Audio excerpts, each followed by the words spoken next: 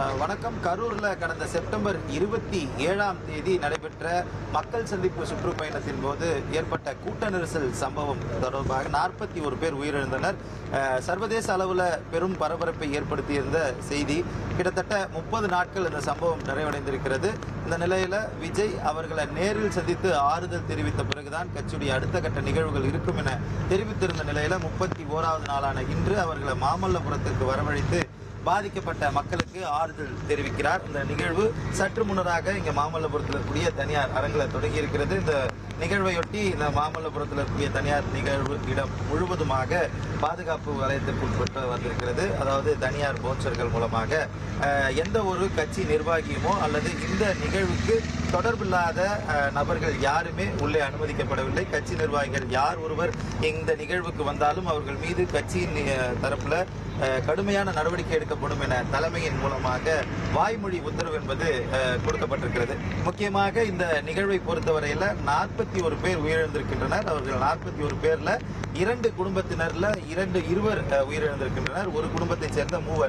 ஆக மொத்தம் 38 குடும்பத்தினரை நேரில் சந்தித்து அவர் ஆறுதல் தெரிவிக்க அழைப்பு என்பது விடுக்கப்பட்டிருந்தது. இதுல அரவக்குறிச்சி தொகுதியைச் சேர்ந்த அஜிதா 21 வயது மதிக்கத்தக்க பெண் அவருடைய 30வது நாள் நினைவு நிகழ்ச்சிக்காக அவரது குடும்பத்தினர் கலந்து கொள்ள முடியவில்லை என்னும் கருத்தை அவர்கள் தரப்பில் தெரிவித்திருக்கின்றனர். அதை தவிர்த்து 37 குடும்பத்தைச் சேர்ந்த 235 நபர்கள் இந்த நிகழ்வில் கலந்து கொண்டிருக்கின்றனர். இந்த நிகழ்வை பொறுத்தவரையில் ஒரு அரங்கம் தயார் செய்யப்பட்டு அந்த அரங்கத்தில் தனி அறை என்பது தயார் செய்யப்பட்டிருக்கிறது. ஒட்டுமொத்தமாக ஒரு ரவுண்ட் டேபிள் ஒரு குடும்பத்திற்கும் ஒரு ரவுண்ட் டேபிள் போடப்பட்டு அந்த குடும்பத்தினர் அதில் அமர வைக்கப்பட்டிருக்கின்றனர்.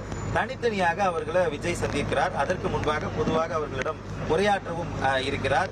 இந்த நிகழ்வை பொறுத்தவரையில் கட்சியுடைய தலைவரும் அதே போல ஏற்கனவே இவர்களுக்கு உதவி செய்வதாக தமிழக வெற்றிக் கழகத்துடைய நிர்வாகி மரிய வில்சன் தெரிவித்திருந்தார். அவரும் இந்த நிகழ்வுல கட்சியுடைய தலைவருடன் அந்த அமர்வுல, அதாவது தனித்தனியாக குடும்பத்தினரை சந்திக்கும் போது அந்த அமர்வுல கலந்து கொள்ள இருக்கிறார். ஏனென்றால் அவர்களுடைய கல்வி உதவித்தொகை முழுவதுமாகவே தனியார் கல்விக் குழுமம், அவர் சார்ந்திருக்கக்கூடிய கல்விக் குழுமம் மூலமாக வழங்கப்பட இருக்கிறது. ஏற்கனவே அவர் சார்பில் மாதம் 5000 ரூபாய் அவர்களுக்கு இழப்பீடு தொகையாக அவர்கள் வாழ்நாள் முழுவதும் வழங்கப்படும் என தெரிவிக்கப்பட்டிருக்கிறது. அந்த இன்சூரன்ஸ் என்பதும் போடப்பட்டிருக்கக்கூடிய நிலையில் அந்த குடும்பங்கள் இருக்கக்கூடிய குழந்தைகளுக்கான கல்வி உதவியை ஏற்கனவே ஏற்றுக்கொள்வதாக அவர் தெரிவித்திருந்தார். அந்த உதவிக்கான தகவல்களை அவர் மூலமாக கேட்டுக்கொள்வதற்காக அந்த அமர்வில் தமிழக வெற்றிக் கழக நிர்வாகியும் தனியார் கல்விக் குழுமத்துடைய இயக்குநருமாக இருக்கக்கூடிய மரிய வில்சனும் அந்த அமர்வில் கலந்து கொள்ள இருக்கிறார்.